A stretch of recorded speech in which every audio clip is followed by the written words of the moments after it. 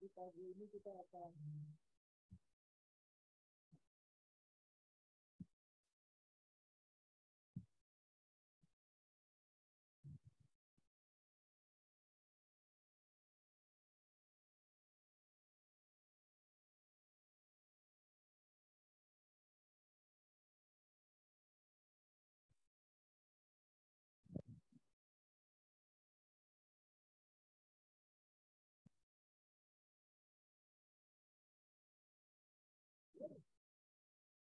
kita hari ini tentang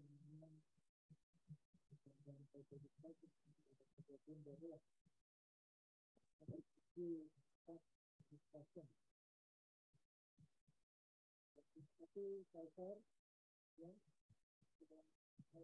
cepat ya, itu tempati ya.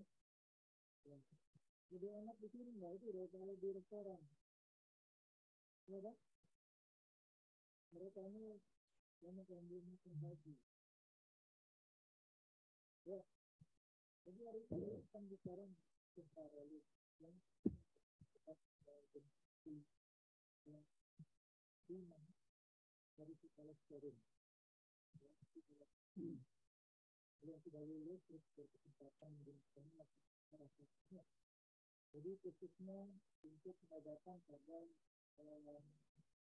infeksi infeksi yang kompleks ya. Jadi kalau cuma superficial ya. Kalau superficial jangan gunakan ya, terlalu berlebihan. Tapi ya mereka sih senang-senang aja kamu pakai, tapi juga tidak rasional ya.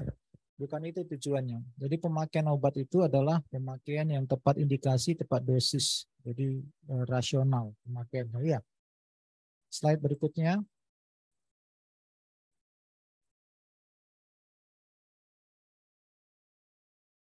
Jadi banyak topiknya ya. Nanti kita bahas satu-satu. Mungkin karena waktu kita terbatas, saya singkat aja nanti sebagai pendahuluan dulu. Nah ini adalah apa namanya yang kita alami sehari-hari. Ya. Setiap hari Morning Report selalu ada laporannya mengenai skin and soft tissue infeksi. Ya. Nah, jadi kalau kita ngomong, kamu lihat di presentasi ini, skin and soft tissue itu mulai banyak sekali. Mulai dari yang paling gampang ada misalnya furunkel, karbunkel, selulitis, erysipelas, abses, dan yang paling sulit pianu itu adalah necrotizing fasciitis. Ini adalah infeksi yang sangat luas dan kadang-kadang kita nggak bisa menyelamatkan limnya, tapi malah amputasi lebih tinggi angkanya. Atau surgical site infection yang masih banyak kita jumpai di tempat kita, ya. Surgical site infection ini penyebabnya banyak, poor teknik, terus orang-orangnya yang nggak benar, ataupun instrumen, kan begitu. Slide. Nah ini sekedar untuk informasi atau pengetahuan dasar, ya. Jadi kalau kamu nanti ngomong mengenai soft tissue infeksi, ya, itu mereka membagi banyak sekali. Kamu lihat ini, ya. Ada CSSTI, katanya itu apa? Kalau SSTI itu soft tissue and skin and soft tissue infection. Nah kalau CSSSI itu skin and skin structure, ya. Terus kemudian ABSS itu istilahnya acute bacterial skin and skin structure infection. Ya, kalau ada C di depannya itu namanya istilahnya complicated. Ya. Jadi yang paling sering banyak yang kamu lihat sehari-hari itu bisa kamu lihat ya. Yang dimaksud dengan SSTI itu misalnya abses, kemudian surgical site infection, DVI itu diabetic foot infection, ya, sama necrotizing fasciitis, ya. Nah ini adalah definisi-definisinya. Ini perlu kalian ketahui kalau untuk sebagai pengetahuannya. Nah, slide berikutnya. Nah jadi kemudian yang diamati oleh para ilmuwan atau klinisi itu adalah kadang-kadang skin and soft tissue infection ini tidak bisa di manage dengan baik, ya. Artinya apa? Ini banyak sekali, banyak dari penelitian ini banyak sekali hal baru yang didapat. Namanya ada rich study. Iya. Jadi infeksi daripada skin and soft tissue ini kalau tidak ditangani dengan baik, itu dia ternyata menimbulkan efek yang cukup banyak. Misalnya waktu hospitalisasi lebih panjang, tingkat untuk masuk ICU lebih tinggi, lama length of stay in ICU lebih terus mengalami shock juga lebih tinggi, kemudian mengakibatkan gangguan ginjal lebih tinggi, ya. Itu ternyata lebih tinggi angkanya dibandingkan dengan orang yang langsung diobati, gitu ya. Nah, jadi artinya apa? Semakin cepat kamu mengobati skin and soft tissue infeksi ini, maka hasil akan lebih baik didapat. Ya, slide berikutnya. Nah, ini adalah patogen yang didapat dari penelitian ini. Ya, kamu bisa lihat ini dia membuat berdasarkan tahun. Jadi ada tren perubahan bakteri yang tahun demi tahun. Ya, kita lihat sekarang ini zaman sekarang yang paling banyak itu tetap Staphylococcus aureus, ya, yang awalnya tadi adalah kuman flora normal pada kulit. Kemudian E. coli, ya, ini juga banyak. Kalau kamu lihat kultur-kultur yang kita lakukan itu E. coli, aneh ya. Dari dubur kok bisa sampai ke situ kan gitu kan, logikanya kan gitu ya. E. coli itu kan kuman yang ada di usus kan. Tapi bisa sampai ke soft tissue, ya itu. Oke, kemudian ya banyak kuman lain, Pseudomonas aeruginosa dan MRSA, ya itu juga salah satunya. Slide terus. Nah ini ceftaroline, tadi seperti saya katakan generasi 5, ya mungkin kalian dengarnya mungkin hanya generasi 4, tapi ini mereka mengeluarkan lagi generasi 5 yang mereka titik tangkapnya itu adalah untuk kuman-kuman MRSA, ya. Jadi ini terbukti dia cukup efektif untuk mengatasi kuman-kuman MRSA. Slide berikutnya. Ya ini beberapa kuman ya dari gram positif maupun gram negatif yang sudah terbukti dia sangat sensitif untuk pengobatan antibiotik dari ceftaroline fosamil ini. Ya, kita bisa lihat ini kalian adalah kuman-kuman yang tidak maksudnya tidak sudah familiar lah ya, sudah tidak aneh bagi kita ya. MRSA juga sudah kalau dulu kalau sudah ketemu suatu kuman MRSA itu semuanya pada heboh ya. Semuanya pada heboh. Tadi kalau kita lihat diagram itu dia semakin turun karena sudah berkurang. Kalau dulu heboh. Saya ingat dulu yang waktu ada orang Belanda datang ke sini itu dapat MRSA langsung diisolasi, tidak boleh satu tempat dengan pasien-pasien lain. Ya, karena penularannya cepat dan karena sifat daripada resistensi antibiotiknya tinggi itu. Gram negatif tadi E. coli, ya, Klebsiella itu merupakan yang paling sering banyak kita jumpai di rumah sakit kita ini. Slide. Nah ini penelitian di Eropa yang tadi dilakukan mereka, ya, jadi cukup tinggi sebenarnya ya angka-angka ini. Nah kalau nanti coba saya nggak tahu ada slide-nya nggak ya. Oke, slide berikutnya. Nah ini adalah indikasinya. Jadi mereka membuat ya, kalau kita mengobati pasien itu ada 3 sebenarnya yang harus kita lihat. Ya, bagaimana sih dengan komorbid daripada pasien tersebut? Kemudian sejauh apa atau separah apa infeksi daripada skin and soft tissue tadi. Dan kemudian apakah pernah sudah ada riwayat untuk dia resistensi ataukah dia mempunyai suatu faktor komorbid untuk resistensi. Kalau resistensi ini kita tahu dia sebagai semakin tua, dia menggunakan obat-obat imunosupresan, itu adalah orang-orang dengan high risk untuk resistensi antibiotika. Kemudian komorbid kita tahu orang dengan diabetes, obesitas, ya, dengan peripheral vascular disease, dengan gangguan ginjal, ini semuanya adalah akan meningkatkan atau mengurangi efektivitas daripada obat yang diberikan. Ya, nah ini ada statementnya. A delay in initiation of appropriate therapy. Ya, jadi kalau kita lama memberikan suatu terapi yang tepat, itu akan memberikan efek yang tidak baik. Ya, dari pertama sembuhnya lama, yang kemudian tingkat resistensi terhadap antibiotik itu juga tinggi. Nah ini kemudian slide berikutnya, ya ini kita lihat bahwa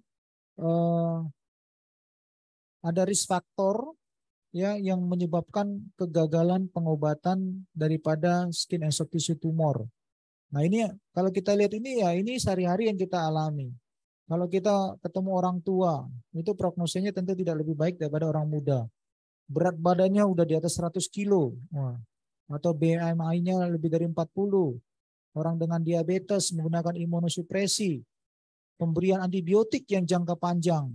Ya, kadang-kadang tidak rasional ya. Diberikan antibiotik terus gitu. 3 bulan terus saja. Nanti kontrol ke poli. 3 bulan dia masih terus menggunakan antibiotik. Ya, kemudian pemberian antibiotiknya juga tidak tepat dosis, misalnya dosisnya terlalu kecil. Nah, itu juga akan menyebabkan kegagalan pengobatan kita. Slide terus. Jadi nah ini dia ada penelitian dari tadi yang saya bilang di Eropa itu. Nah ini cuma saya slide berikutnya. Kok ini? Nah ini Septara Substance. Nah ini satu ya. Mungkin ada di antara kalian yang belum tahu ya. Kalau kita ngomong mengenai MIC, ya, kalian dapat hasil kultur dari labnya, gitu ya, laboratorium dari patologi. Oh MIC, gitu ya. MIC itu apa? Apa? Minimum apa? Reno.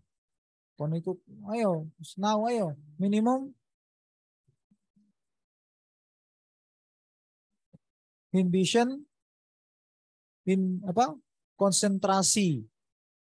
Nah sekarang saya mau tanya, Edi, nah ini mau ujian, harusnya ilmu kamu sudah tinggal selangkah lagi jadi SPP. Mana yang lebih baik? MIC-nya lebih tinggi atau MIC-nya rendah?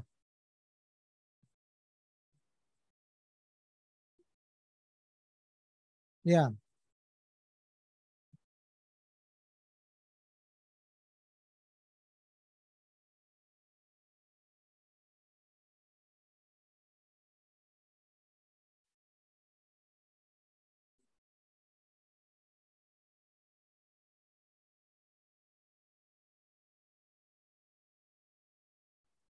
lebih rendah. Jadi yang bagus mana? Kamu kalau melihat hasil itu MIC-nya lebih rendah, lebih kecil atau lebih tinggi? Itu yang mana yang kamu pilih? Ya Mas Rid?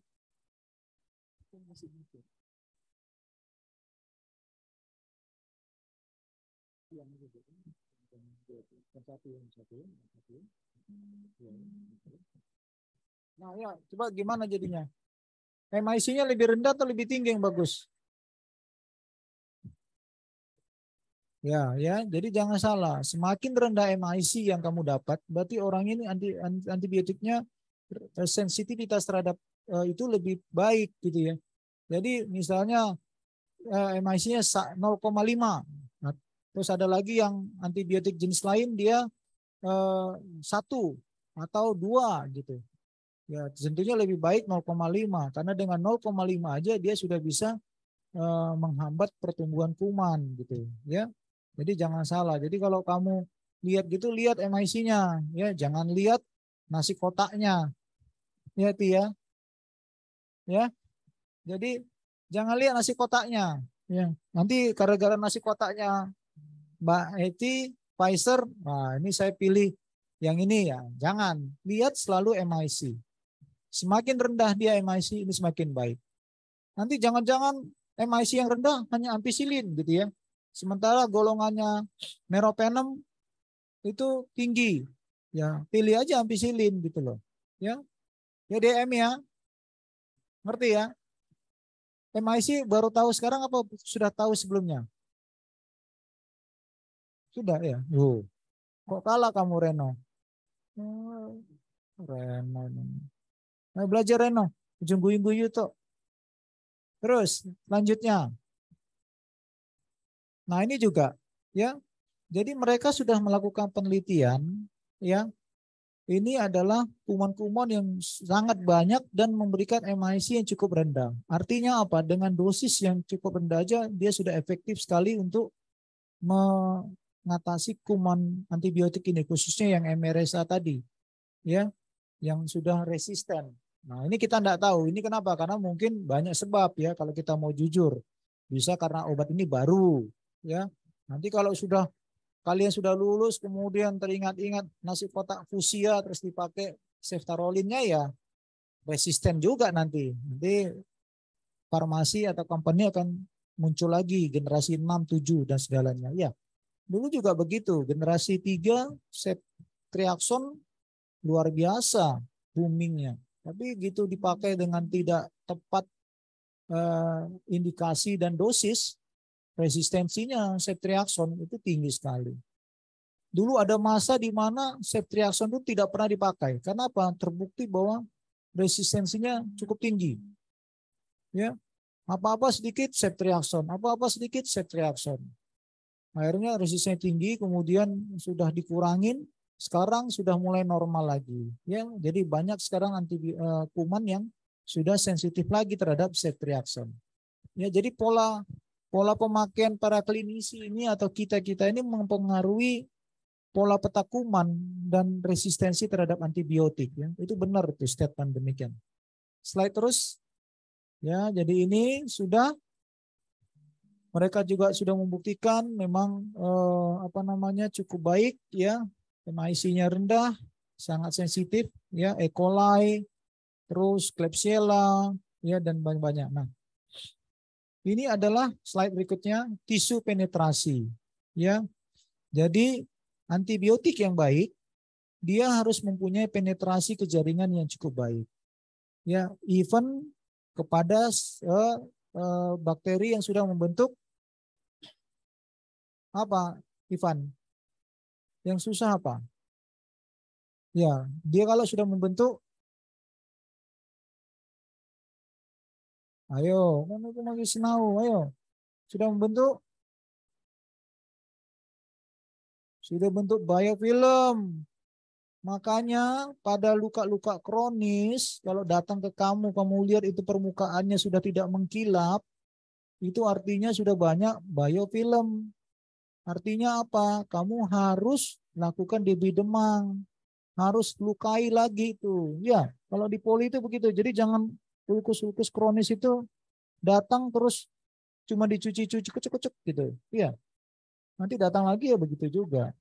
Kalau sudah tebal gitu, itu kamu harus kikis dia, harus kamu krok istilahnya. Iya, sampai dia timbul vaskularisasi atau perdarahan. Ya, nah ini kamu lihat ini.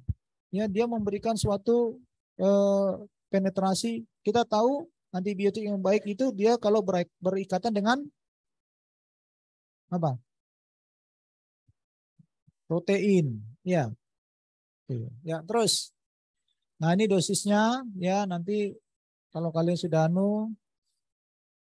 bisa ditanya-tanya lagi. Lanjutnya dia juga baik untuk orang-orang dengan gangguan fungsi ginjal yang clearance kreatinnya sudah mulai kurang. Slide terus.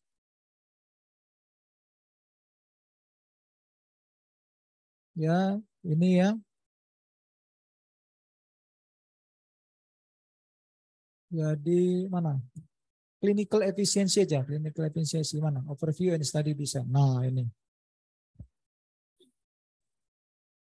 Nah, ini dia punya keuntungan oral juga punya ya Mbak Eti ya. Nggak ada ya, injeksi ya. Ya, jadi ini dia menunjukkan keunggulannya dibandingkan antibiotik yang kombinasi ya. Jadi sekarang kan antibiotik itu tidak hanya satu single tapi bisa dengan kombinasi. Tapi kita harus ingat kombinasi antibiotik itu akan memberikan efek yang lebih berat kepada ginjal khususnya. Ya, dan tentunya kepada kantongnya pasien, biaya. Jadi kalau misalnya bisa dengan satu obat itu akan lebih baik dibandingkan dengan kombinasi obat. Ya, slide terus. Jadi ini ada ini penelitiannya menarik ya. Nanti kita ambil paper aslinya aja nanti. Ini menarik sekali penelitiannya. Ada di bab-bab awal itu dia basic untuk kita ketahui ya, walaupun intinya memang terhadap pengobatan produk mereka, tapi baik sekali ya. Jadi inklusi kriterianya apa, eksklusi kriterianya apa, terus slide berikutnya ya, itu kemudian baseline-nya ini hanya untuk pengetahuan aja ya, ini baseline-nya dan kemudian kita lihat ini result-nya. Nah, ini jadi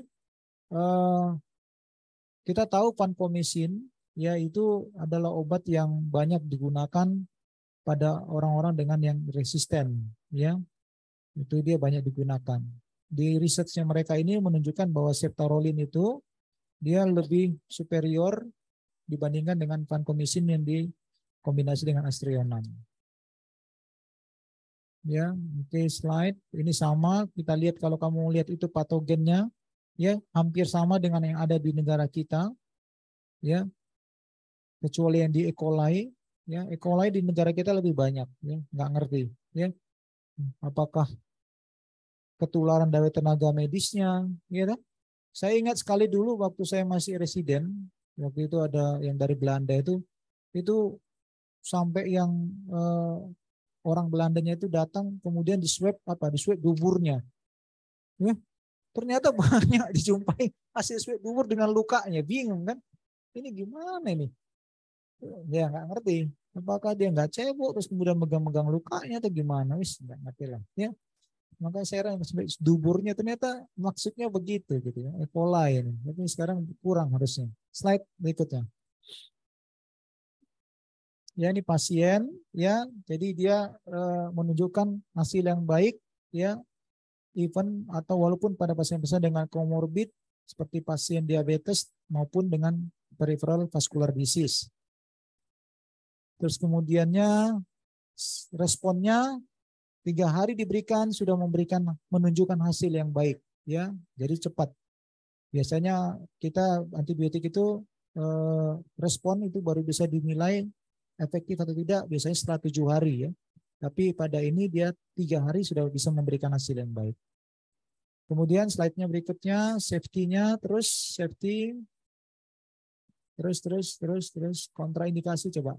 Nah, ini kontraindikasinya ini ya tetap sama, tidak boleh diberikan pada yang sensitif terhadap cephalosporin. Kemudian ini ada yang alergi ya, tapi sedikit sekali. Kemudian precautionnya hati-hati ya, khususnya kepada semua antibiotika yang bisa menembus barrier daripada breast ya, untuk wanita hamil maupun menyusui ya, ini hati-hati ya, dia masih bisa menembus. Jadi kalau ini dikasih peringatan, kalau untuk yang ibu menyusui ya harus hati-hati atau di stop dulu dia menyusui kalau memang diperlukan pengobatan ini. Ya, slide terus. Ya, drug interaksinya dia rendah sekali ya. Karena apa? Karena itu coba terus drug interaction. Nah, ini drug interaction ini penting juga kamu pelajari ya. Kalau kamu mendapat suatu antibiotik, kamu pelajari dulu dia interaksi obatnya terhadap apa gitu ya. Sehingga obat-obatan apa sih yang dapat menghambat atau malah meningkatkan. Kalau dia menghambat berarti dia butuh dosis lebih tinggi. Kalau dia meningkatkan berarti dia butuh dosis obat yang lebih kecil sehingga mengurangi toksisitas. Slide terus. Sudah ini capture, ini penelitian mereka, saya rasa terus saja. Jadi clinical success renal insufficiency ya. Ini bisa aman digunakan untuk pasien yang sudah end stage juga ya. Kalau end stage kita nggak usah ngomong, yang bahaya itu adalah moderate dan severe ya. Kalau moderate dan severe itu hati-hati jangan sampai dia jatuh ke dalam gagal ginjal terminal ya. Makanya kalau kamu dapat pasien dengan kriteria moderate atau severe ya, renal impairment itu hati-hati ya. Jangan kamu tambah parahi lagi dengan misalnya pemberian kontras atau pemberian antibiotik yang cukup tinggi, pemberian non steroid antiinflamasi drug, itu adalah obat-obatan yang bisa memperparah. Slide. Obesitas juga dia bisa meningkatkan similar ya. Jadi untuk yang gemuk dengan yang anu dia sama. Jadi tidak terlalu berpengaruh ya. Oke. Ya, terus clinical outcome-nya ya dia menunjukkan hasil yang sangat baik terhadap MRSA, terus toleransinya tinggi ya, cepat memberikan efek kepada pasien ya. Summary ya.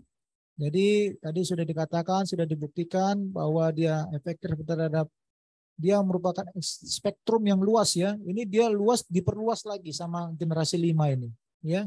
Dan kita prinsipnya kalau belum tahu kulturnya, kasihlah yang broad spectrum. Nah, kalau ini dia extended spectrum, jadi di atasnya broad ya. Kemudian cukup efektif terhadap gram positif, gram negatif maupun MRSA ya. Tadi ini bagus nih statementnya. Timely diagnosis and early treatment with appropriate antibiotic adalah kunci dari keberhasilan. Ya, semakin cepat kamu memberikan, semakin tepat kamu memberikan antibiotik, itu adalah kunci keberhasilan. Ya, semakin salah akan meningkatkan resistensi yang cukup tinggi. Ya, akan meningkatkan komplikasi pada pasien. Ya, cephalosporin adalah generasi yang paling dipuja-puja, tapi dengan pemakaian yang tidak rasional itu akan menyebabkan tingkat resistensi tinggi ya. Ceftaroline. Jadi ini karena masih baru, resistensinya masih rendah, tapi kita lihat nanti dengan pemakaiannya semakin luas apakah akan semakin tinggi atau tidak. Ya, oke, saya rasa demikian. Terima kasih untuk perhatiannya. Sekali lagi Pfizer, terima kasih untuk supportnya ya. Ya nanti kalau mereka sudah lulus silahkan ya. Ya. Kamu nggak nanya apa harga? Harganya bersaing kok ya. 600 ya. Ya, 600 dua kali satu ya. Dua kali satu ya. Ya cukup baik ya. Karena memang masih kami 2 kali 600 itu tidak mahal untuk antibiotik ya. Oke, terima kasih. Mbak Isi, terima kasih teman-teman Pfizer, terima kasih banyak ya. Saya akhiri, kita kembali aktivitas. Jangan lupa sarapan dulu ya. Oke, terima kasih. Saya akhiri pertemuan kita. Salam sehat semuanya.